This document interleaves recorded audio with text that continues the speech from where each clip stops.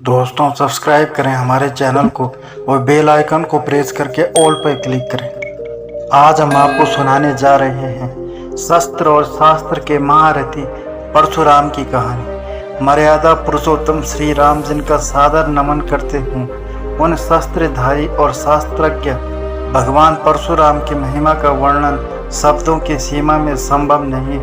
वे योग, वेद और नीति में निष्णात थे। तंत्र कर्म तथा ब्रह्मास्त्र समेत विभिन्न दिव्यास्त्रों के संचालन में भी पारंगत थे, यानी जीवन और अध्यात्म की हर विद्या के महारथी। विष्णु के छठे अवतार परशुराम पशुपति का तप कर परशुधारी बने और उन्होंने शस्त्र का प्रयोग कुप्रवृत्तियों का दमन करने के लिए किया। कुछ लोग कहते हैं परशुराम ने जाति विशेष का सदैव विरोध किया, लेकिन यह तार्किक सत्य नहीं। तथ्य तो यह है कि जाति संहार और निर्माण दोनों में कुशल परशुराम जाति नहीं अपितु अवगुण विरोधी थे। गोस्वामी तुलसीदास के शब्दों में, जो खल दंड करहूँ नाही तोरा, भ्रष्ट होए श्रुति मार्ग मोरा की परंपरा का ही उन्होंने भली भांति पालन किया। परशुराम ने ऋषियों के सम्मान की पुनर्स्थापना के लिए शस्त्र उठाए। उनका उद्देश्य जाति विशेष का विनाश करना नहीं था। यदि ऐसा होता तो वे केवल वंश को समूल नष्ट न करते। जनक, दशरथ आदि राजाओं का उन्होंने समुचित सम्मान किया।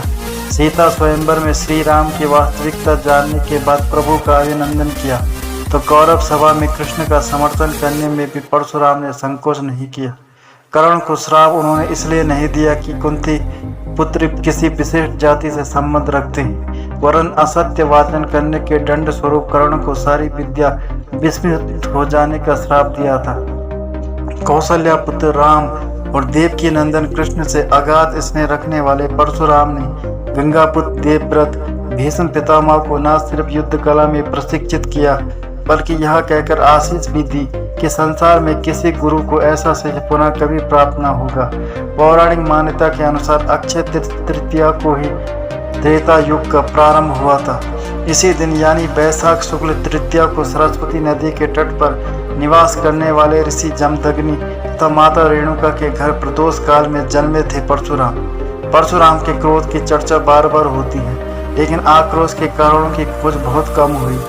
परशुराम ने प्रतिकार स्वरूप है वंश के कार्तिवीर्य अर्जुन की वंश बेल का 21 बार विनाश किया था, क्योंकि कामधेनु गाय का हरण करने के लिए अर्जुन पुत्रों ने ऋषि जमदग्नि की हत्या कर दी थी।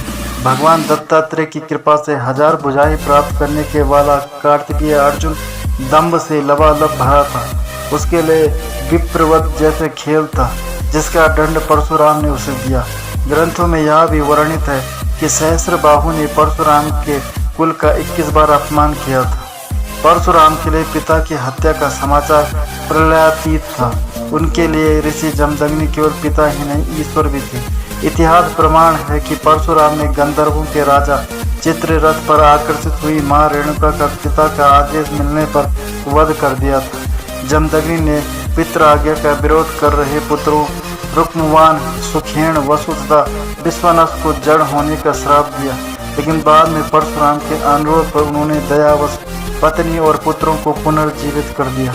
पशुपति भक्त परशुराम ने श्री राम पर भी क्रोध इसलिए व्यक्त किया क्योंकि अयोध्या नरेश ने शिव धनुष तोड़ दिया था।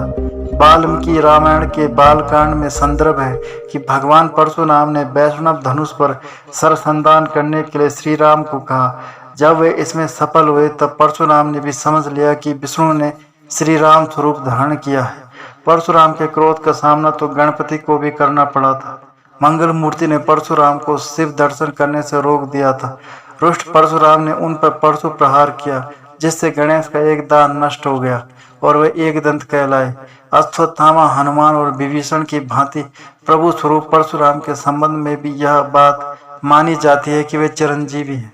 श्रीमद् भागवत महापुराण में वर्णित है, अश्वत्थामा बलिर्व्यासो हनुमानश्च विभीषण कृपा परशुरामश्यम सप्तेता चिरंजीविनम।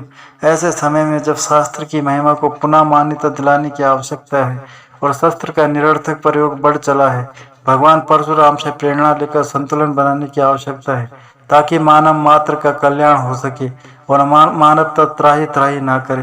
तो दोस्तों, ये थी आज की कहानी। उम्मीद करता हूँ आपको कहानी पसंद आई होगी। अगर आपको कहानी पसंद आए तो चैनल को सब्सक्राइब करें, बेल आइकन को प्रेस करके ऑल पर क्लिक करें, वीडियो को लाइक तथा शेयर करें और हमें सपोर्ट करें। धन्यवाद।